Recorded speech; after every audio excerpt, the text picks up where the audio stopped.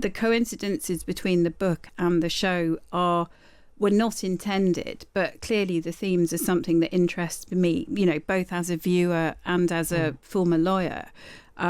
So I guess it kind of tied together that it's been part of an ongoing obsession of mine. Harriet Tyce has sold millions of books. You might have read Blood Orange or A Lesson in Cruelty. They're informed by her time as a barrister.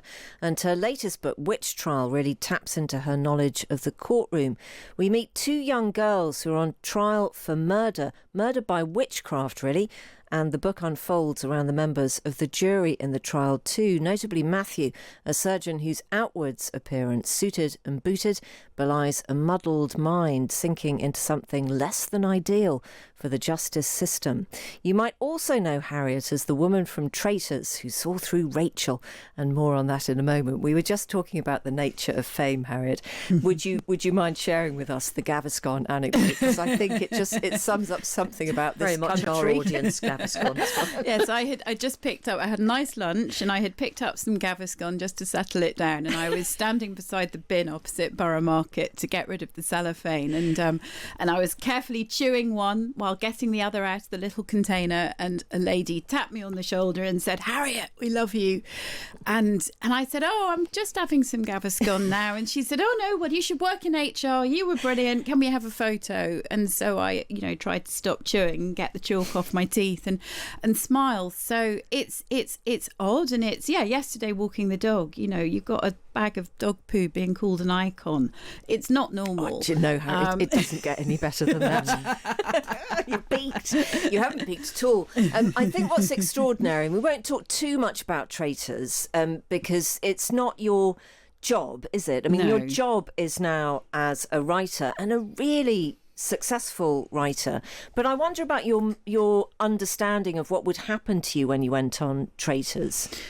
I don't think that there was any way of predicting it. There's no way really of knowing either what the experience itself will be like of being inside the game and being caught inside what is essentially a large-scale psychological experiment, and how one will react to that on an emotional basis. But I'd say that afterwards, that is also unpredictable, because what I didn't know in advance was how I would land with the public, whether people would like me, whether people would dislike me, what people would think of what I'd done. And I mean, of course, I lost my temper at breakfast, that, hideous phrase about cats and pigeons that's going to haunt me forever. That led to a level of pushback, but I certainly didn't know that actually my actions would resonate with quite so many people, both young and old. I mean, it's a surprising level, that I'm speaking to you now, but I'm also going to be talking to someone who normally interviews Love Island participants who are, people in their 20s who are the age of my children. And it seems to have cut across generations in a way that I simply couldn't have predicted. And while I knew the show was big, I also think I had an aspect of denial about what the recognisability would be like and how it would feel having people knowing my face. But at the same time, I know perfectly well that this is going to fade. It's already started to fade, and that as the months go on and as other TV shows come on, I'd say that it's likely that I will be, if not forgotten, at least people will just be like, hang on, do I know her? Rather than you're Harriet. So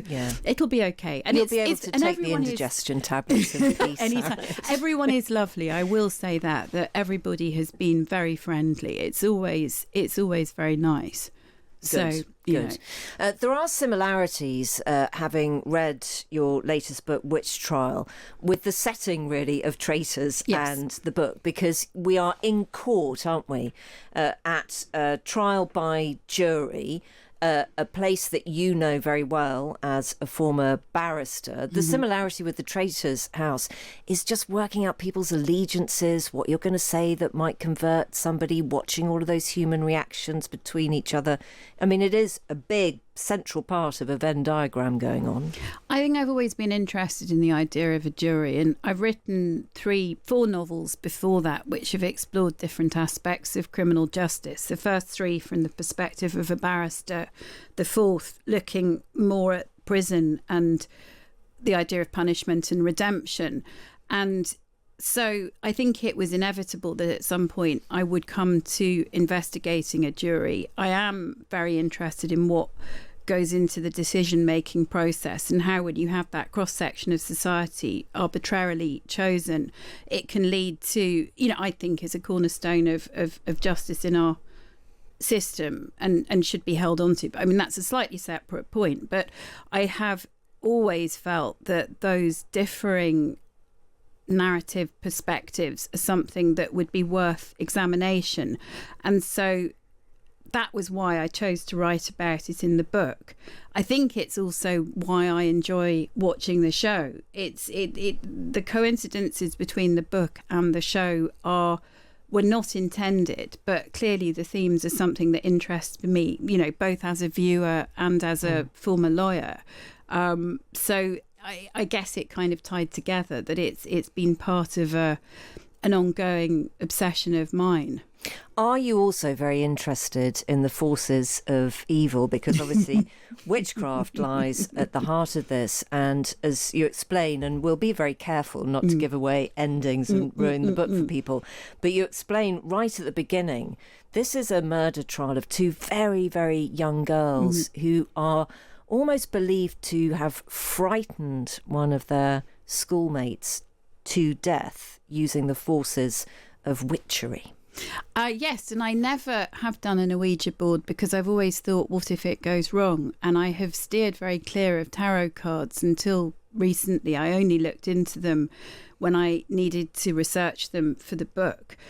I am generally a very rational person, but at the same time, I don't think there's any sense in messing with things that could go wrong. And having listened to a lot of Uncanny, the Danny Robson podcast, where it's you want to believe, I think is his line, that there is this sort of idea that it's quite nice to think it could be true, but you don't want it to be true as well. So as a teenager, I steered really well clear of it. Friends of mine dabbled all the time and loved it, but I didn't think it was worth it. And if I read books about witches and the supernatural, I would end up so frightened that I couldn't sleep. And so I can't watch horror. I don't read books about it. And researching this book I frightened myself more than I should have done. But on the other hand, I hope that some of that fear might come through to frighten the reader as well.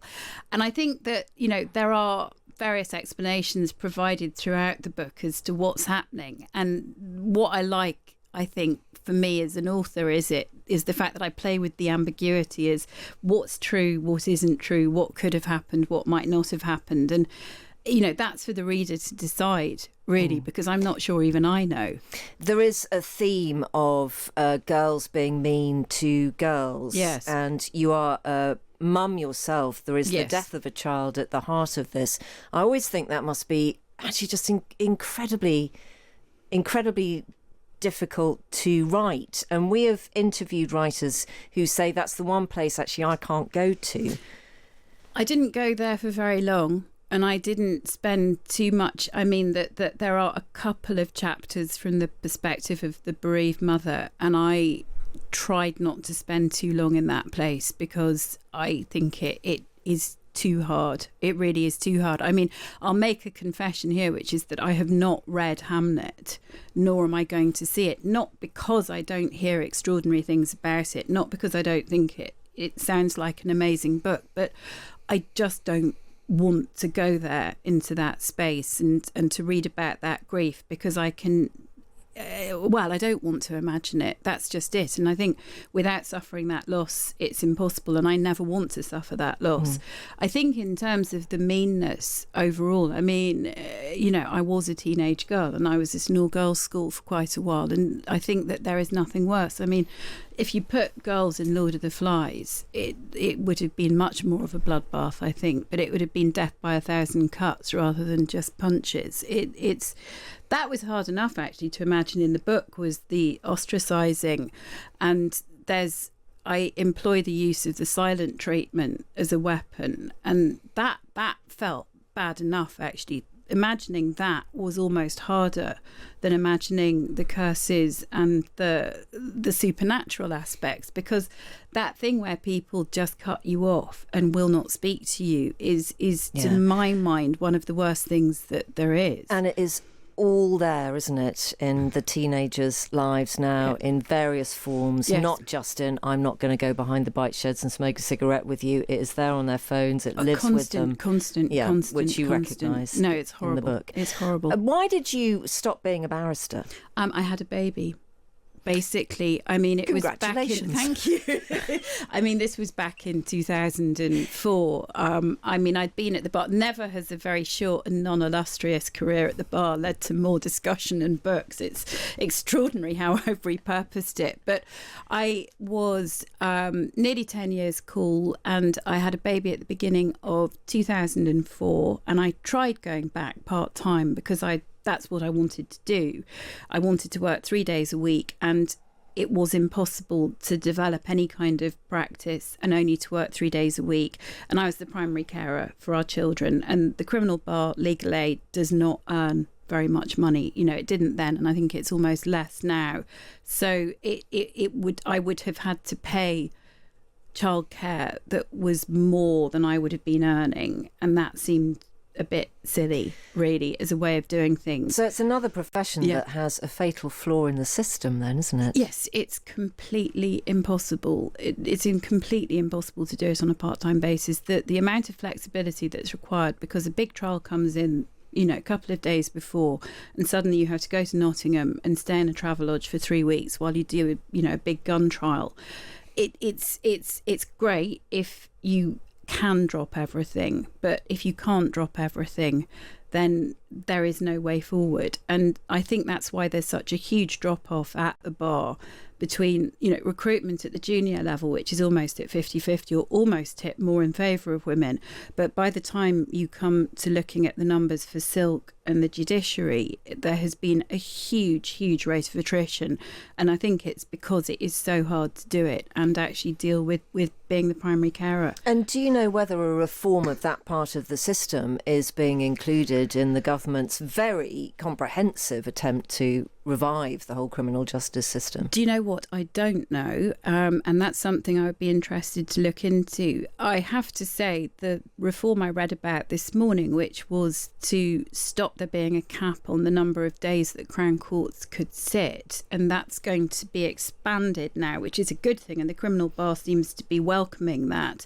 But, you know, the more days that there are trials in court, the more time that barristers will be expected to work, and thus the more childcare that will be required, and the circle goes on. It's an all-consuming job if you do it properly. Yeah, but then you've got it's not just women, but mostly women waiting for their rape cases to come to court. So this is it. It's such a huge problem, isn't it? This is it, and I think in a way it's more important that justice is done. But I'm not quite sure what the solution is, really. You do seem quite passionate about juries, though, and Yes. I don't know whether we haven't had news of another government U-turn on the David Lammy idea of trying to have fewer trials with juries, but it's possibly something the government won't be doing now. But he did float the notion, and he floated the notion because he needs, you know, cases need to be heard. And I can see the logic again. It is going to cut the backlog. It will be cheaper, and there is something to be said about making everything move faster. But the difficulty is that judges will also have their own bias. If you have 12 members of a jury, or 15 as it is in Scotland, 12 members of a jury, that means you would hope across the board that people are going to weigh out each other's prejudices. And everyone I know who has done jury duty has taken that responsibility incredibly seriously. So it's still better. I know that if I got nicked for shoplifting, and that would be for me a catastrophic allegation, I'm of good character, I would not want to go into a magistrate's court and to be just done as part of a cog turning. I would want to be tried by a jury of my peers in the hope that that would mean that my good character was maintained. And I think anyone in my position would want that. It's still better than having, one judge who might bring his or her own prejudices to the table and not have anyone to counter that.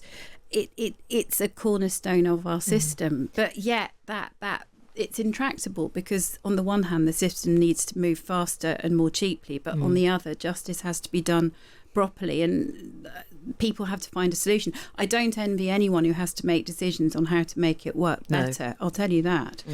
So you were very fortunate then that you could write, because you really can write, and your books are very successful. They are absolutely loved by readers. Did you know inside yourself that you had that talent when you decided to strike out? No. I mean, I left because I had been... I mean, the reason that the day of the decision of leaving the bar was I was in Uxbridge Magistrates Court representing someone who'd bought a car for £2,000 in cash in a pub, and he'd tried to say he hadn't known it was stolen. And I said, well, do you want me to tell the court you're stupid? And he said, no. And I said, well, in that case, you might need to think about this. And we had to wait for a pre-sentence report to be prepared on the day by a probation officer sitting in court, which meant that it ran about 4 hours longer than it was meant, which meant that I was several hours late to get back and pick the baby up from the childminder. Fortunately, she didn't mind, but, you know, nurseries wouldn't operate like that.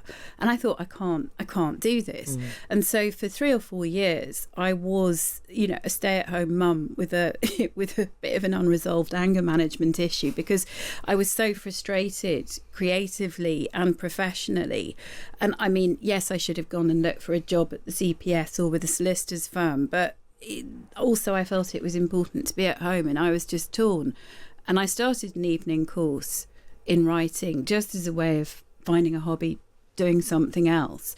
And it was through that I discovered that I could. I didn't know that I could. And it was a punt that started out just as a way of getting out of the house. What a punt it's turned out to be.